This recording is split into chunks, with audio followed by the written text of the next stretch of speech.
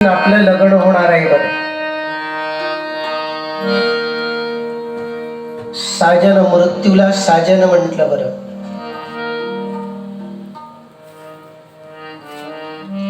कबीर महाराज म्हणतात, ज्याच्याशी आपलं शेवटच्या वेळेस लग्न होणार आहे मग त्याची आठवण आपण प्रतीक्षण का करू नये, प्रतीक्षण का करू नये. जगद्गुरु तुकाराम महाराज म्हणतात, या पृथ्वी तलावर जन्माला आलेला हा मनुष्य हा विचार प्रधान आहे बरं. फक्त मनुष्याच्या ठिकाणी विचार आहे का बरं? वाचा आहे म्हणून विचार आहे बरं. मनुष्याच्या व्यतिरिक्त इतरांमध्ये विचार करण्याची क्षमताच नाही बरं. म्हणून आम्ही नेहमी सांगतो, 3 गोष्टी फार उत्तम असाव्या बरं: विचार, आचार आणि आहार बर. जसा तुम्ही विचार कराल तसं या देहाकडनं कृती घडत जातात बरं. जसा मग जगद्गुरु तुकाराम महाराज म्हणतात, काही गोष्टीचा विचार करूच नाही. जसं एक रिटायर व्यक्ती होता, रिटायर झालेला, आणि मग रिटायर झाल्यानंतर तो 3 मजली बिल्डिंग बांधली आणि 3ऱ्या मजल्यावर तो खुर्ची टाकून बसायचा. संध्याकाळच्या 3 संध्याच्या वेळेला हे एकीने म्हशी तिकडनं येत राहायच्या. एका म्हशीला एकीने गोल शिंग होती अशी ओंकाराच्या. मग हा विचार करतो रिटायर झालेला, का हो म्हणे, या शिंगातून मी जाऊ शकतो का म्हणे. हा विचार कसा, शिंगातून मी जाऊ शकतो का? आणि असा विचार करता करता आपलं मन जसं विचार करतं 16 पटीने आपलं मन धावतं बरं. माणूस जसा विचार करतो त्याच्या 16 पटीने आपलं मन धावतं बरं. आणि एक दिवस खरोखर तो ती म्हस येत असताना एकीने हा खाली उतरला आणि त्या म्हशीच्या शिंगातून खरोखरच जाण्याचा, म्हणजे आपलं मुंडकं घातलं. आता खरं जनावर आहे, जसं याने मुंडकं घातलं तशी ती म्हैस अशी धावली, बिलकुल याला नालीतच फेकून दिलं बरं. याची सर्व कंबरडे मोडून गेले. मग जगद्गुरु तुकाराम महाराज म्हणतात, असा विचार केल्याने आपल्या पदरामध्ये काही फायदा वगैरे, आपल्या पदरात काही पडलं का? मग काही गोष्टीचा विचार करूच नाही. दुसरं अजून एक तुम्हाला पटवून सांगू. एक 60 वर्षाचा म्हातारा होता आणि त्याला 55 वर्षाची बाई. दोघांनाही मुलं बाळ काही नव्हते. मग एक दिवस म्हाताऱ्याने आपल्या म्हातारीणीला विचारलं, का ग म्हणे, रात्रीच्या वेळी दोघांना काही झोप येत नव्हती. म्हणे, या वयामध्ये जर आपल्याला मुलगा झाला तर कुठे झोपवायचं? हा 60 वर्षाचा म्हातारा आपल्याला बाईला विचारतो. ती म्हणते, का हो, जर याच वयामध्ये जर आपल्याला मुलगा झाला तर तुम्ही थोडं सरकायचं, पलंगावरून थोडं सरकायचं, आपण त्यांना दोघांच्या मध्ये बसवूया. आता म्हाताऱ्याने इथेच थांबावं ना, 60 उलटली आहे. त्यांनी परत विचारलं आपल्या पत्नीला, का ग म्हणे, अजून जर दुसरा मुलगा झाला तर? ती म्हातारी म्हणाली, तुम्ही थोडं तिकडे सरकायचं. हा खरोखरच तिकडे सरकला तर पलंगावरूनच पडला बरं, कंबरड मोडलं बरं. मग जगद्गुरु तुकाराम महाराज म्हणतात, असा विचार का करावा की जो आपलं कंबरड मोडून टाकेल? म्हणजे काही गोष्टीचा विचार करूच नाही, पण काही गोष्टीचा एकीने विचार करावा. जसं मुलं बाळ यांचा थोडा विचार करावा, पण काही गोष्टीचा एकीने सतत विचार करावा. का बरं? त्याचं अभंगाच्या एकीने ध्रुव पदाच्या उत्तरार्धामध्ये सांगितलं बरं.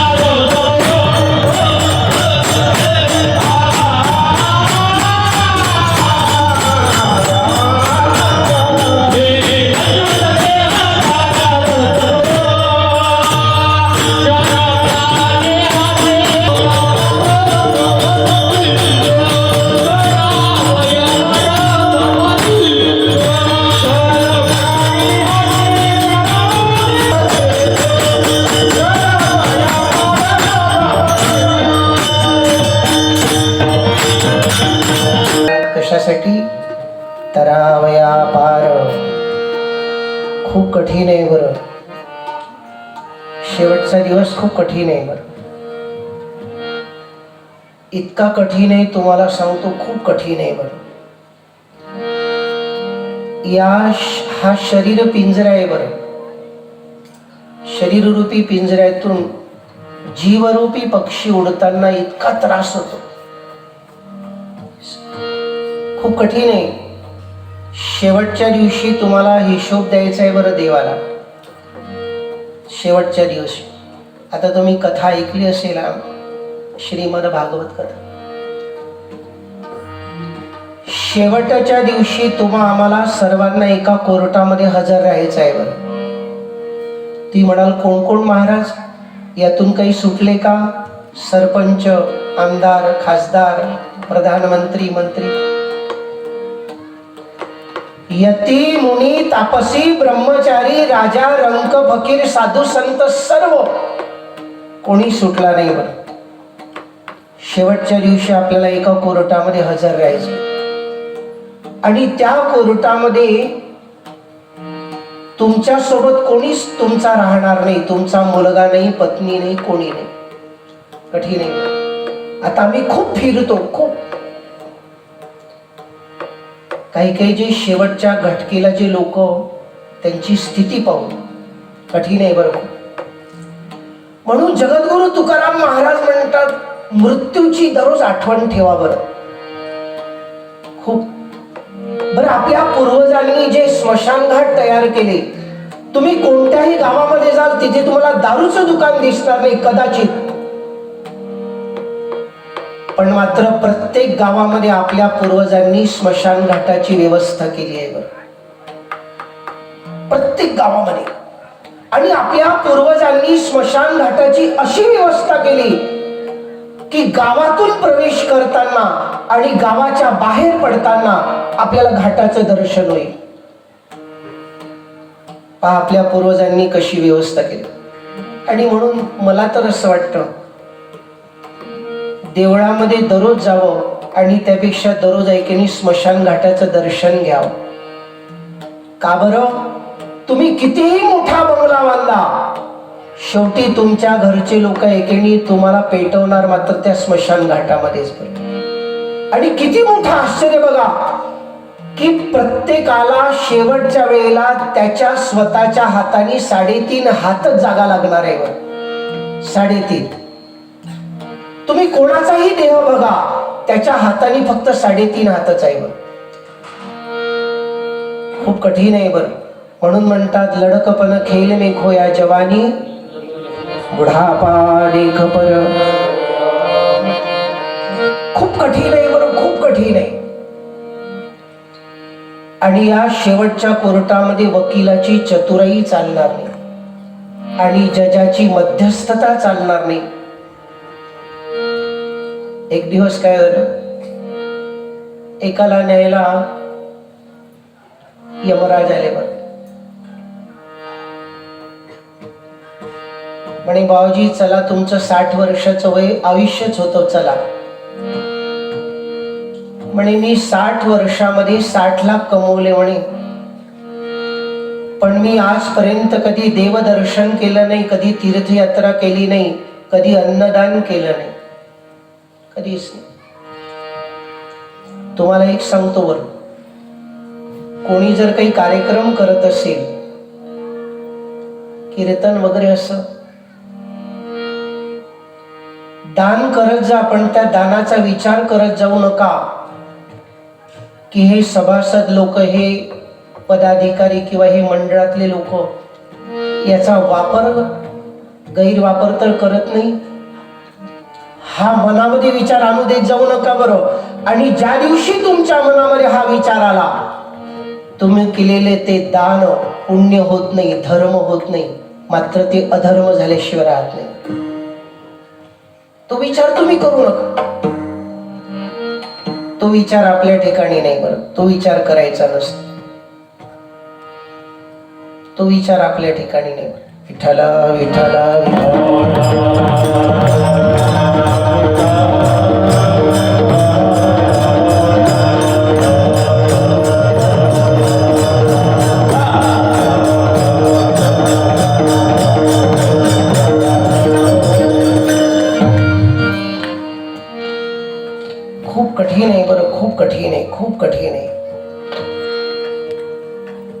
म्हणून सर्व साधू संतांनी देवाला एकच प्रार्थना केली म्हणे, देवा याच्यासाठी केला होता अट्टाहास, शेवटचा दिवस.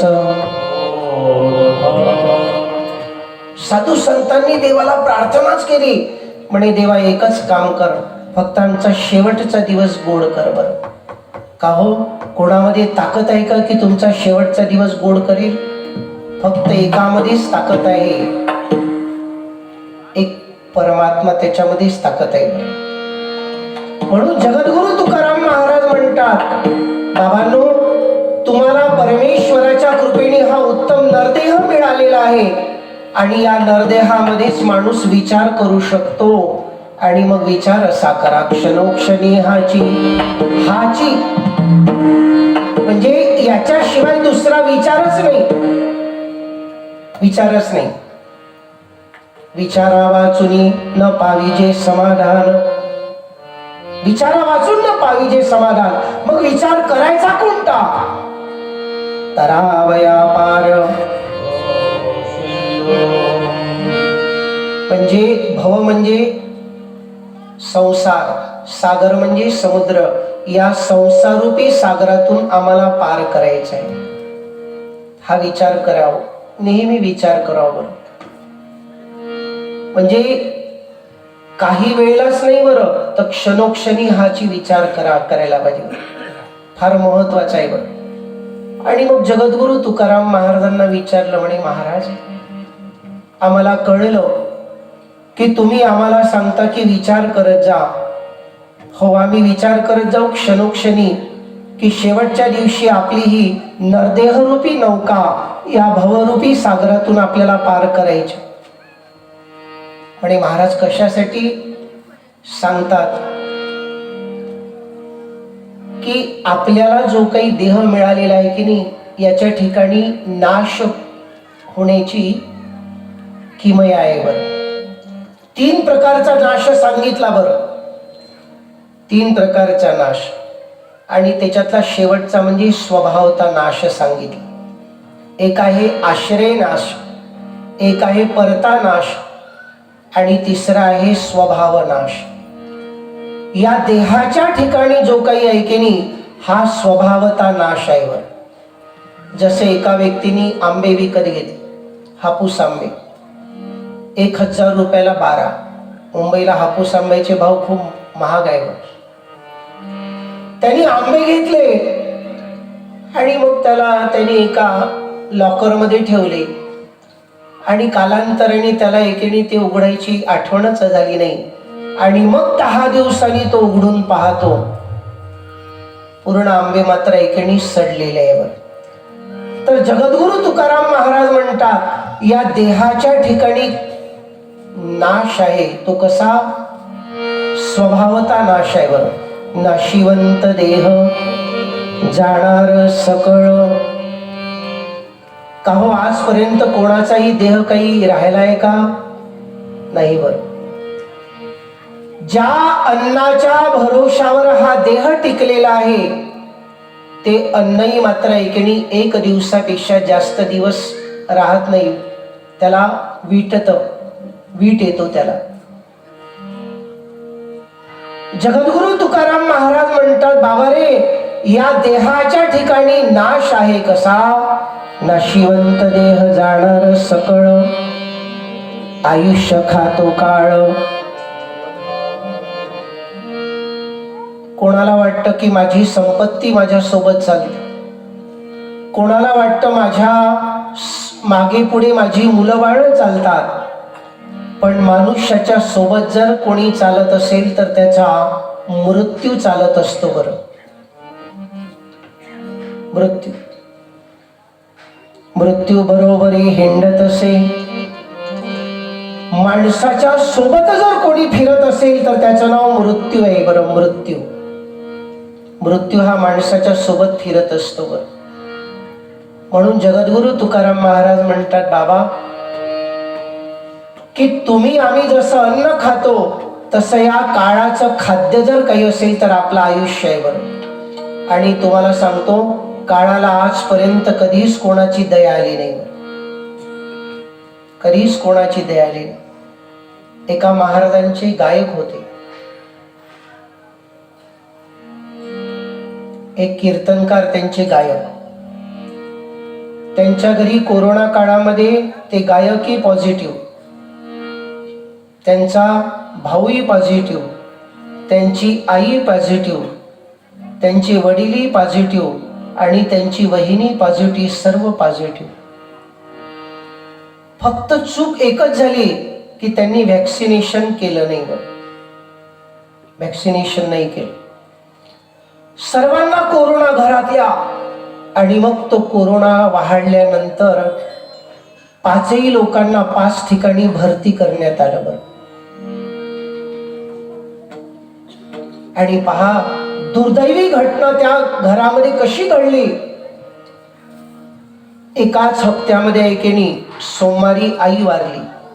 पहा, काळाला आजपर्यंत कधीच कोणाची दया आली नाही. सोमवारी आई वारली, बुधवारी वडील वारले, शुक्रवारी त्यांचा भाऊ वारला. सोमवारी आई, बुधवारी वडील आणि शुक्रवारी त्यांचा छोटा भाऊ वारला. लोकांनी विचार केला, म्हणे या तिघांच्या मृत्यूची बातमी जर याला कळली, गायकाला, हाही राहणार नाही, म्हणून याला सांगितलंच नाही की तुझी आई वडील आणि भाऊ वारले म्हणून. आणि मग 15 दिवसाची सुट्टी झाल्यानंतर तो घरी आला. पाहतात काय, वडिलांचं धोतर ऐकेनी खुंटीला लटकलेलं, त्यांच्या समोर ऐकेनी त्याच्यावरती त्यांच्या वडिलांचा फोटो. आईचं पातळ खुंटीला लटकलेलं, त्या खुंटीच्या वरती ऐकेनी आईचा फोटो, आणि एका खुंटीला छोट्या भावाचा सदरा आणि त्या छोट्या भावाचा फोटो. आणि मग त्यांनी विचारलं, म्हणे हे झालं कसं? 6 दिवसामध्ये घरातले 3 जीव चालले गेले. विचार करा, काळाला नेताना काही दया आली का हो? काळाला आजपर्यंत कधीच कोणाची दया आली नाही. काळ हे परमेश्वराचं स्वरूप आहे. बरं, परमेश्वराचं स्वरूप. आणि या काळाचंही खाद्य जर काही असेल, आपलं शरीर आहे, तरी लोक वाढदिवस मोठ्या आनंदाने साजरा करतात. त्या दिवशीच आमच्या नागपूरमध्ये एका 80 वर्षाच्या म्हाताऱ्याने वाढदिवस साजरा केला. आता सांगा, या म्हाताऱ्याचा वाढदिवस आहे का घटदिवस आहे? 80% हाडं ज्याची मसनामध्ये गेली, त्यांनी आनंदाने वाढदिवस साजरा करावा. म्हणजे आपण संसारामध्ये किती खोल याच्यामध्ये पोचलेला आहोत. पण जगद्गुरु तुकाराम महाराज म्हणतात, नाशिवंत देह जाणार सकळ, नाशिवंत देह जाणार सकळ.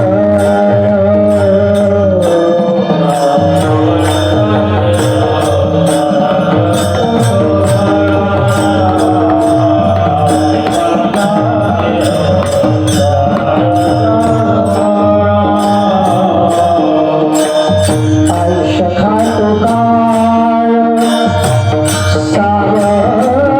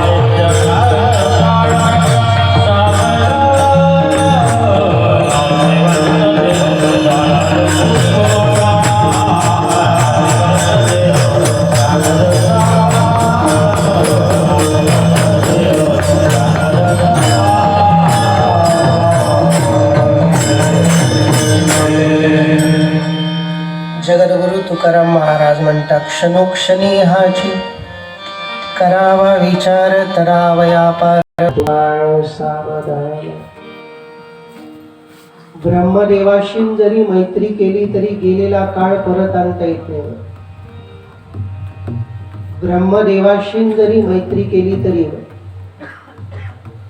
मग जगद्गुरु तुकाराम महाराजांना प्रार्थना केली म्हणे, महाराज की तुम्ही म्हणतात की आम्ही क्षणोक्षणी विचार करावा, तुमचं ठीक आहे, आणि या भवसागरातून प्रत्येकाला पार करायचं ठीक आहे.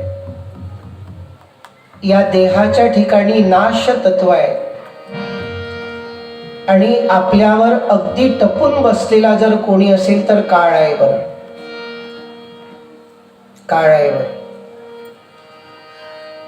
काळ टपू नये बरं तुमच्यावर, खूप टपू नये.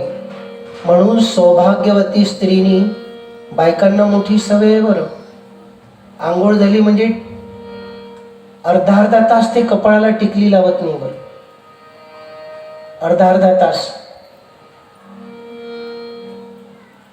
हा काळ मात्र आहे की नाही तुमच्या नवऱ्यावर टपलेला आहे. बरं, म्हणून ही सौभाग्यवती स्त्रीनी बिना कुंकवाशिवाय 2 मिनिटं सुद्धा राहू नये. बरं, नदीची शोभा पाण्याने, तशी सौभाग्यवत स्त्रीची शोभा ही कुंकवानी आहे. बरं, पण महाराज एवढा मोठा भवसागर जर तुम्हाला पार करायचा, आम्हाला पार करायचा म्हणे महाराज, म्हणे ब्रह्मदेवालाही तो सुद्धा अशक्य आहे ना. तेव्हा जगद्गुरु तुकाराम महाराज म्हणतात, बाबा परमेश्वराशी जोडण्याची ताकद जर कोणामध्ये असेल तर एका साधूमध्ये आहे. साधूमध्ये आहे. जगद्गुरु तुकाराम महाराज म्हणतात, बाबा संत समागमी. तुलसीदास महाराज म्हणतात 5 रत्न आहे बरं जगामध्ये. एक हरिकथा, दुसरा संताचा समागम, तिसरं धर्म, चौथं दया आणि उपकार. 5 रत्न आहे बरं. हरिकथा, संत समागम, दया, धर्म और उपकार. बरं, तुलसीदास म्हणतात इन 5 को आप मत छोड़िए. संत समागम. आणि तुम्हाला सांगतो संतामध्ये खूप ताकद आहे. बरं, संताच्या समागमामध्ये खूप ताकद. मी 18 वर्षाचा असताना देवळात नव्हतो जात. तुम्हाला दुसऱ्याचं कशाला सांगू, माझंच सांगतो. मी कधी देवळात जात नव्हतो, कधीच नाही. ब्राह्मण असूनही मी देवळात जात नव्हतो. कोणी जर मला मित्रांनी म्हटलं, अरे देवळात चलते का, त्याला म्हणायचं मी तुझ्या चपला पाहतो भाऊ, पण देवळात मी जात नाही. 18 वर्षाचा असताना. आणि आमच्याकडे ताजुद्दीन बाबा सारखे आले. बरं, हे आपल्या अनुसूयासारखे, अनुसूयेचाच भाऊ, या अनुसूया मातेचाच भाऊ अवलिया होते. ते आमच्याकडे एकेने येत होते. आणि फक्त तुम्हाला सांगतो त्यांनी माझा फक्त डोक्यावर हात ठेवला. बरं, दगडामध्ये देवत्व निर्माण करण्याची ताकद साधूमध्ये आहे. परमेश्वराशी जोडण्याची ताकद जर कोणामध्ये असेल तर साधूमध्ये आहे. बरं, एका साधूमध्ये. का हृदयी बंदी खाना केला आत विठ्ठल. साधू कोणाला म्हणावं, ज्याला परमेश्वराचा साक्षात्कार झाला तो साधक सिद्ध. आणि ज्यांनी परमेश्वराला आपल्या हृदयामध्ये असं बांधून ठेवलं त्याला साधू म्हणावं. एकदा काय झालं, सूरदास महाराज चालले होते आणि जाता जाता खोल दरी, खूप खोल दरी. सूरदास महाराज त्या दरीमध्ये एकेनी पडणार. परमेश्वराने हाका मारली, अहो सूरदास. तरी चालले देव धावले. आणि मग त्याच वेळेला भगवंतांनी सूरदासचा हात धरला अशी भक्ती करा की देवाने आपला हात धरावा. काय करते? अंतऱ्या मंत्र्याचा हात धरून संतांनी आपला हात धरा आणि मग हात धरला. सूरदास म्हणतात, या इतक्या जंगलामध्ये कोण माझा हात धरेल? परमेश्वराने धरला असला पाहिजे. बस जसं म्हटलं हात झटकला, परमात्मा पळायला लागले. सूरदास म्हणतात, देवा तू माझा हात झटकून तू पळून चालला, पण माझ्या हृदयातून तू पळून दाखव, मी तुला खरा मर्द म्हणेल. म्हणे काय साधू असताय, तू माझ्या हृदयातून पळून दाखव म्हणे, मी तुला खरा मर्द म्हणेल. म्हणे ज्यांनी आपल्या हृदयामध्ये परमेश्वराला कोंडून ठेवलं त्याला साधू म्हणावं, त्याला संत म्हणावं. आणि अशा संताचा एकेणी समागम बर, साधी गोष्ट नाही बर. बस त्या महात्म्यांनी फक्त डोक्यावर हात ठेवला, आज तुमच्या सोबत कीर्तन करत आहे.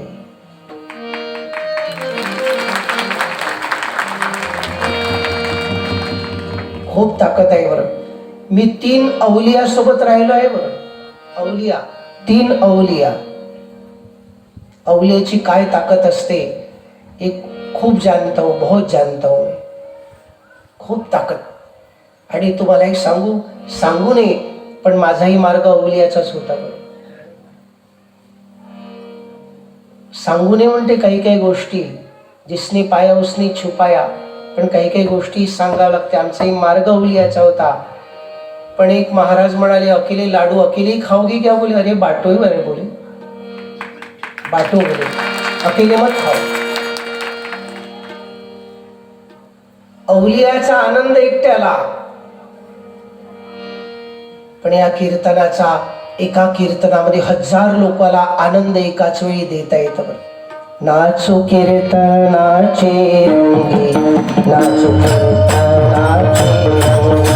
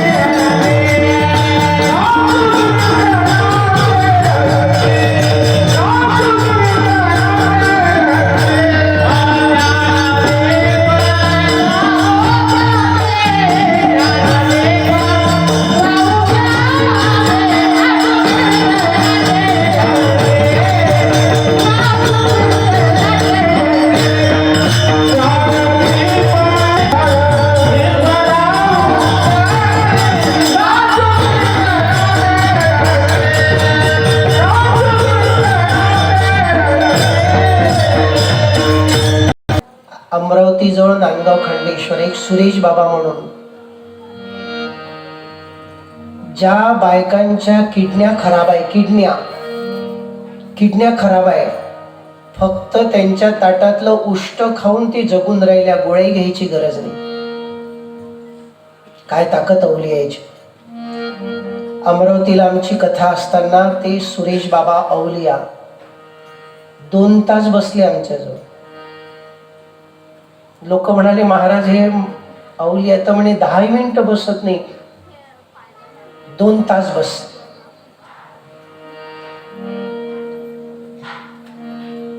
अवलिया पदाला प्राप्त होणं साधारण गोष्ट नाही बरं, फार कठीण गोष्ट आहे. आणि तुमचं काही खूप पुण्य असेल तर बरं. म्हणून जगद्गुरु तुकाराम महाराज म्हणतात की तुमच्यावर टपलेला जर कोणी असेल तर काळ आहे बरं, आणि जर तुम्हाला मात्र या भवसागरातून जर पार करायचं असेल तर तुम्हाला संताचा समागम करावा लागेल बरं. संत समागमी धरुनी आवडी करावी तातडी. साधूंनी प्रपंच करण्याची घाई का केली नाही? प्रपंच होत असतो बरं. आम्ही नेहमी सांगतो 5 गोष्टी आपल्या आईच्या पोटात असतानाच ठरल्या. आम्ही नेहमी सांगत असतो आयुष्य, कर्म, वित्त, विद्या आणि निधन या गोष्टी आपण आईच्या पोटातच असताना ठरल्या. तुमच्या प्रयत्नाने तुमचं जीवनाची दशा बदलत नाही बरं. तुमच्या प्रयत्नाने तुमच्या जीवनाची दशा बदलत नाही, पण मात्र परमार्थाने तुमची जन्मोजन्मीची जीवनाची दशा बदलल्याशिवाय राहत नाही बरं. परमार्थ. म्हणून जगद्गुरु तुकाराम महाराज म्हणतात, बाबा मनुष्य जन्माला आल्यानंतर एकच घाई करा, संत समागमी धरुणी आवड. आवडचं फार महत्व आहे. आवड. आपण एकीने प्रपंच आवडीने करतो, परमार्थ आवडीने करत नाही, म्हणून त्याचं फळ आपल्याला दिसायला मिळत नाही बरं. तुम्ही जेवढ्या आवडीने संसार करता त्याच्या अर्ध्या आवडीने जरी परमार्थ कराल ना, तुमच्या संसाराचं चित्र बदलल्याशिवाय राहणार नाही. जगद्गुरु तुकाराम महाराज म्हणतात, बाबा परमार्थ करा, पण कसा करा?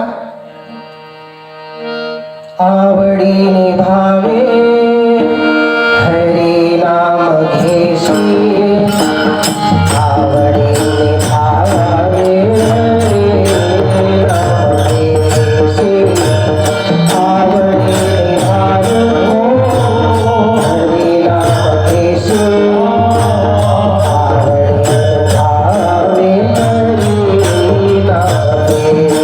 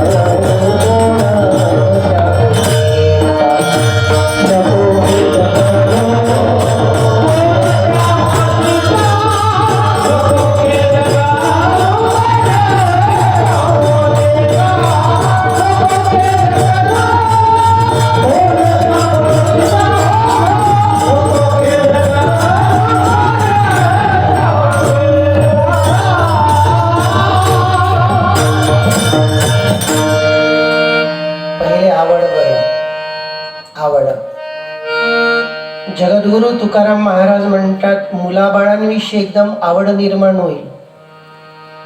याचं कारण का? आपण करोडो जन्मापासून आपल्या मनावर संसाराचे संस्कार झाले आहे. म्हणून मुलाबाळाविषयी आपली ओढ स्वाभाविक. मग तुम्ही म्हणाल परमेश्वराविषयी परमार्थाविषयी आवड निर्माण झाली तर पहिले आदर करत जा. साधूचा खूप आदर करावा बरं. हा विचार करत जाऊ नका बरं साधू खरा आहे की खोटा आहे. आदर साधूचा, देवाचा, कथेचा खूप आदर बरं, खूप आदर बरं. आम्ही रामेश्वरम म्हणून आता आलो बरं, कालच आलो रात्री. खूप तिथे आदर आहे बरं, परमेश्वराचा खूप आदर आहे. तुम्हाला सांगतो खूप आदर. देवाचा, देवाच्या कथेचा आणि साधूचा खूप आदर करावा. आदर केल्यानंतर आवड आपोआप निर्माण होते आणि मग कालांतराने त्याचा मनुष्याला छंद लागल्याशिवाय राहत नाही. म्हणून जगद्गुरु तुकाराम महाराज म्हणतात, संत समागमी धरोनी आवडी करावी तातडी. खूप घाई करावी बरं, खूप खूप घाई परमार्थाची. का? क्षणभंगुर नाही भरोसा भारे सावध. क्षणभंगुर आहे बरं माणसाचं जीवन, क्षणभंगुर. कालच व्हॉट्सअपवर मेसेज आला, एक 26 वर्षाचा मुलगा विचारा, वारकरी, सातरगावचा, नाही का सावरगाव, 26 वर्षाचा वारकरी तरुण मुलगा त्या दिवशी वारला. काही कळलं का हो इतक्या लवकर जाईल म्हणून? का? क्षणभंगुर. मनुष्य जन्म अत्यंत महत्वाचाही आहे, मनुष्य जन्म अत्यंत दुर्लभी आहे आणि मनुष्य जन्म हा क्षणभंगुर आहे बरं. मनुष्य जन्म अत्यंत महत्वाचाही आहे, दुर्लभी आहे आणि परमार्थ करण्याची सामुग्री फक्त याच देहामध्ये आहे, पण हा क्षणभंगुरी आहे. का हो? रात्री झाडाला कळी लागली, रात्री लागली कळी, सूर्योदयाच्या वेळेस ती उगवेल की काही सांगता येतं का? प्रातः काल की मलियाचल की सुतल समीर सुगंध चली ना चली. तसं आपलं मनुष्याचं जीवन आहे बरं. मनुष्याच्या ठिकाणी क्षणभंगुरता आहे बरं. म्हणून म्हणतात खूप घाई करावी बरं, खूप घाई करावी तातडी. आणि मग जगद्गुरु तुकाराम महाराज म्हणतात, बाबा घाई तर करावी पण एक धोक्याची सूचना देतात बरं. तुका म्हणे इहलोकीच्या व्यवहारे. हा इहलोक म्हणजे मृत्यू लोक पार करून आपल्या इहलोकात जायचं आहे. इहलोक आणि परलोक सांगितला. इहलोक म्हणजे हा लोक. धोक्याची सूचना आली की आपल्या डोळ्यामध्ये धूर जाऊ शकतो. कशाचा? तारुण्याचा. काही काही पोट्टे आपल्या बापालाच म्हणतात, बाबा तुम्हाला काही समजत नाही म्हणूनच हा मोठा झाला, एवढा मोठा कोद्या लेखाचा. नाही, मुलाने बापाला जर असं म्हटलं, बाबा तुम्हाला काही समजत नाही, बापाने समजून जावं, पोट्ट्याशी आता कमी बोलत जावं. याच्या डोळ्यामध्ये तारुण्याचा धूर गेलेला आहे. तारुण्याचा धूर कधी जाईल का ते काही सांगता येईल. पहिले तारुण्याचा, दुसरा सांगितला एखाद्या विद्येचा, कलेचा.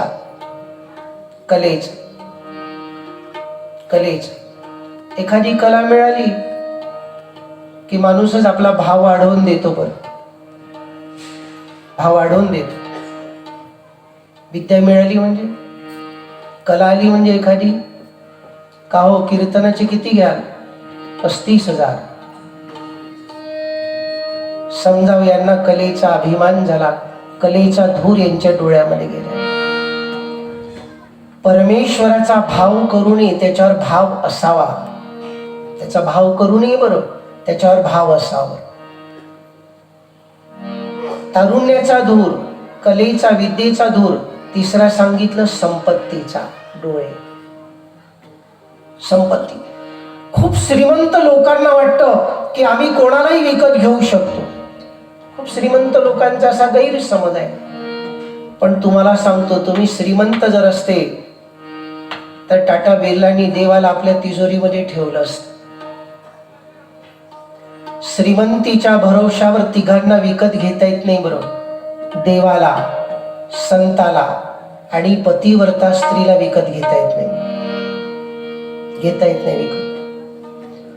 पहिलं सांगितलं तारुण्याचा, दुसरा विद्येचा, तिसरा सांगितलं कशाचा, धनाचा, आणि चौथा पदाचा. बरं, पद म्हणजे एखादं. जगद्गुरु तुकाराम महाराज म्हणतात की आपल्याला जर भवसागरातून जर पार करायचं असेल तर एक धोक्याची सूचना आहे की या 4 प्रकारचा धूर आपल्या डोळ्यात जाऊ नये, याची काळजी तुम्ही घ्यायला अभंगाच्या शेवटच्या चरणामध्ये सांगतात. तुका म्हणे इह लोकीच्या व्यवहारी नका डोळे धुरे भरून राहो, नाशिवंत देह जाणार सकळ, आयुष्य खातो काळ सावधान विठोबा.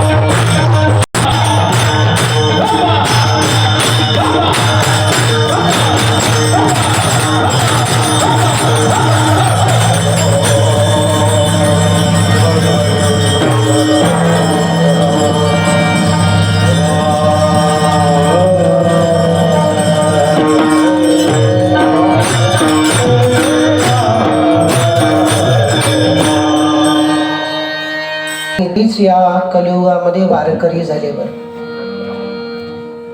वारकरी आणि वारकरी संप्रदायाचा असा दंडक आहे की कार्यक्रम 3 दिवसाचा असो, 2 दिवसाचा असो, 1 दिवसाचा असो, त्या कार्यक्रमाची सांगता मात्र गोपाल कलेच्या कीर्तनाने होत असते. चरित्र ते उच्चारावे केले देवे, आणि त्याच वेळेला जगद्गुरु तुकाराम महाराज म्हणतात, एवढा मोठा विश्वाचा मालक. बरं, पण एवढ्या मोठ्या विश्वाच्या मालकाला जर गोडी लोभ जर कोणाचा असेल तर भक्ताचा. बरं, खूप गोड आहे, खूप लोभ आहे बरं परमेश्वराला भक्ताचा. देवा भक्त जीवा होनी आवडी, सकळ ही प्रीती त्याचे सकळ. भगवंतानी बायकोला आपल्या पायाजवळ ठेवलं. बरं, ब्रह्मदेवाला मात्र आपल्या पोटाजवळ ठेवलं, पण भक्ताला मात्र एकेणी हृदयाशी लावलं. बरं, परमेश्वराला अत्यंत प्रिय जर कोणी असेल तर भक्त. पण भक्त कोणाला म्हटलं? भक्त ऐसे जाना जे देही उदास, गेले आशापाश निवारुणी, गेले आशापाश निवारुणी. आणि त्यावेळेला निर्गुण निराकार असलेला परमात्मा याला जर सगुण साकार रूपामध्ये आणण्याचं सामर्थ्य जर कोणामध्ये असेल तर भक्तामध्ये आहे बरं, भक्तामध्ये. आणि पहिले भक्त येतात आणि मग निर्गुण निराकार परमात्मा या पृथ्वी तलावर येतो बरं. पहिले देव येत नाही, पहिले भक्ताला यावं लागतं बरं. आणि त्याच वेळेला सतयुगामध्ये भगवंतांनी वचन दिलं होतं कोणाला? नंद बाबा आणि यशोदेला वचन दिलं होतं की मी तुमच्यासाठी अवतार घेणार आहे आणि तुम्हाला त्या द्वापार युगामध्ये मी आई बाबा म्हणणार बरं. तुम्हाला सांगतो, देव जर आपल्या घरी यावे असं वाटत असेल तर पती आणि पत्नीचं जीवन खूप पवित्र असावं. पती आणि पत्नी जर पवित्र जीवन जर जगले तर तुमच्या घरी देव आल्याशिवाय राहणार नाही बरं. पती आणि पत्नी जर पवित्र जीवन जर जगले, त्याच वेळेला अनंत कोटी ब्रह्मांड नायक परमात्मा द्वापार युगामध्ये वैकुंठातून, वैकुंठाच्याही पलीकडे गोकुळ, आणि त्या गोकुळातून आले कुठे? मथुरेमध्ये बरं. कशासाठी?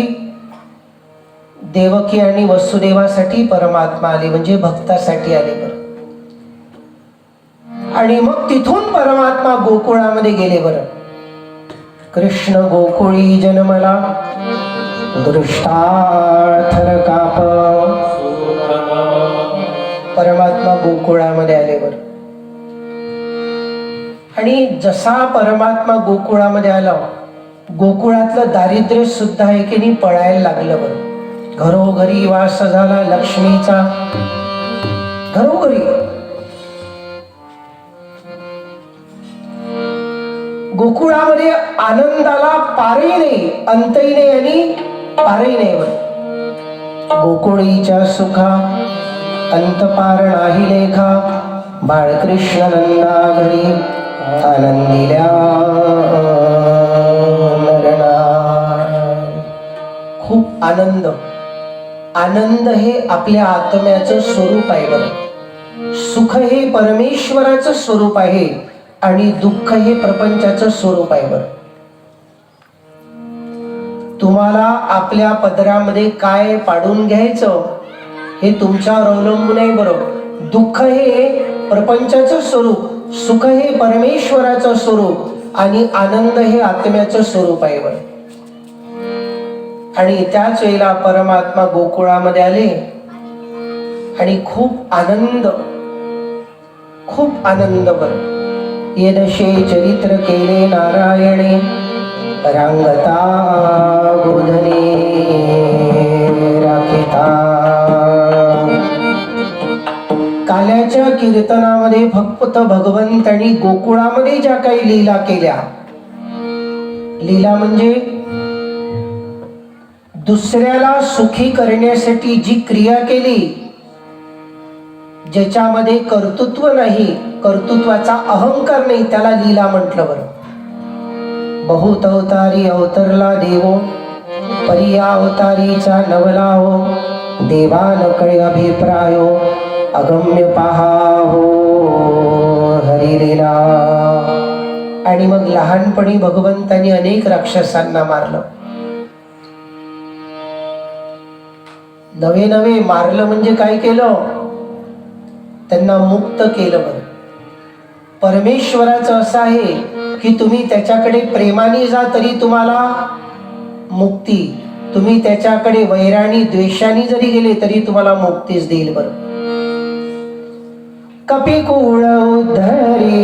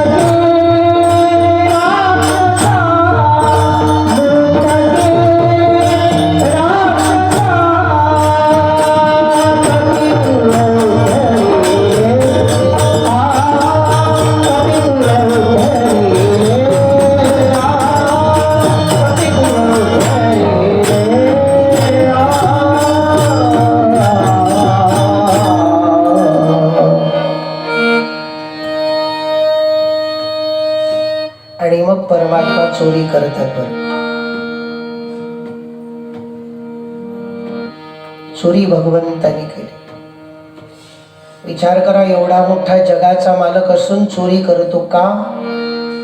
आम्ही नेहमी सांगतो देवानी चोरी केली, पण मात्र सज्जन लोकांच्या घरी. मृदू सभाय नवनीत तैसे सज्जनांचे चित्त. सभाय नवनीत.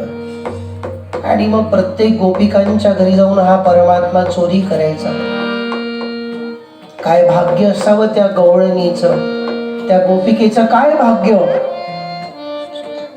की अनंत कोटी ब्रह्मांड नायक परमात्मा ज्यांच्या घरी चोरी करतो. काय भाग्य म्हणावं. भाग्यवंत मनोजया शरण गेले पंढरी. आणि केवढं प्रेम या गोपिकांनी भगवंतावर केलं. जाऊ दे रे मना, जाऊ दे रे मना,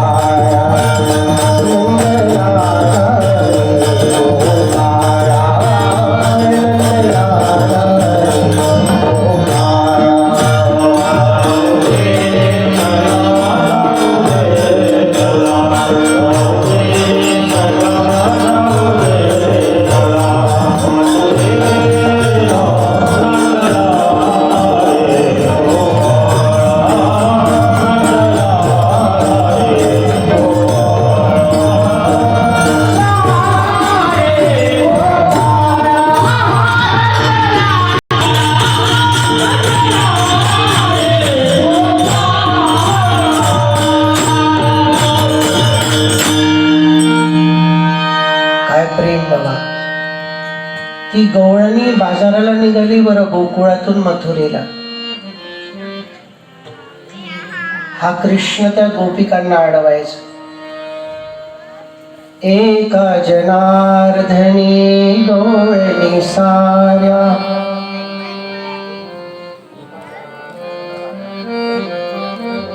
एका जनार्दनी गवळणी राधा. अडवू उशीर झाला बाजाराला, नंदलाला रे गोपाळ.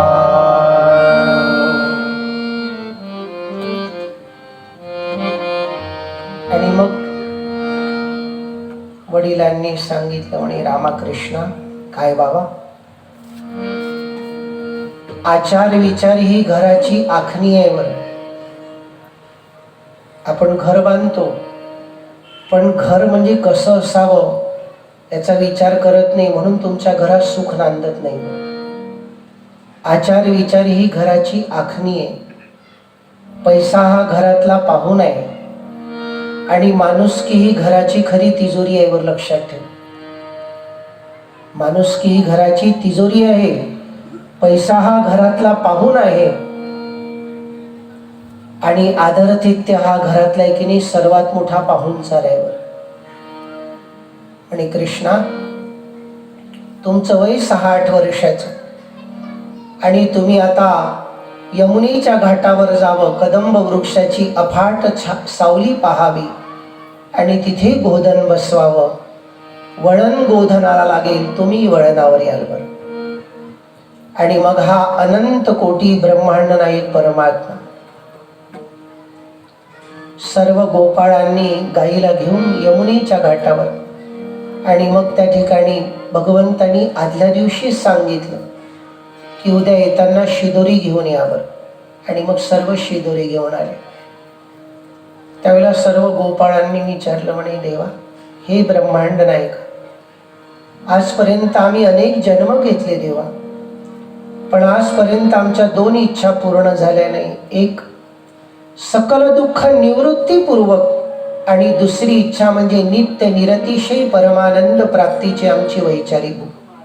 तेव्हा भगवंतांनी सांगितलं की आता मी तुमची ही 2 इच्छा एकेणी पूर्ण करत. आणि मग भगवंतांनी सांगितलं, गोपाळांनो, आता सर्वांच्या शिदोऱ्या आपण एकत्र करूया.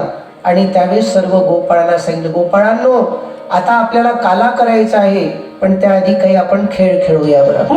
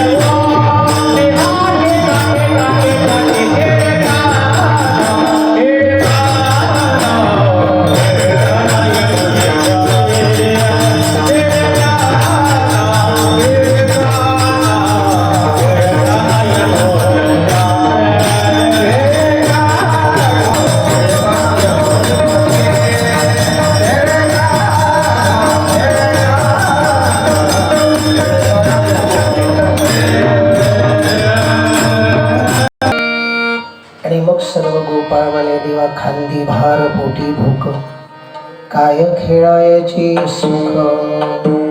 आणि मग भगवंतांनी सर्वांच्या शिदोऱ्या एकत्र केल्या, आपल्या शिदोरीमध्ये सर्वांच्या शिदोऱ्या मिसळल्या आणि मग भगवंतांनी काला केला. स्वर्गातले 33 कोटी देव ब्रह्मदेव यांनी इच्छाच केली नाही, प्रयत्न करून सुद्धा यांना काला मिळाला नाही. आपल्याला काला खायला मिळतो म्हणजे आपण किती भाग्यवान आहे बरं. काला खायला माणसाचंच मुख लागतं बरं. 33 कोटी देव मासे झाले तरी त्यांना काला मिळाला नाही बरं. काल्याची आसे देव जळी झाले. आणि त्याच वेळेला भगवंत म्हणतात की तुम्ही काला घेताना मुकाट्याने घेत नसतात, त्याचं काहीतरी स्मरण करत काला घेत असतात.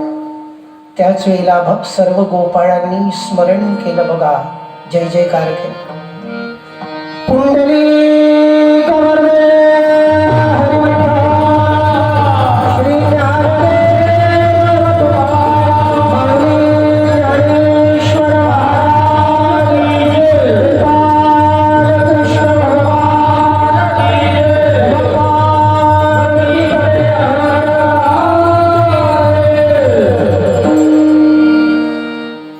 श्रीकृष्ण गोविंद हरे मुरारी.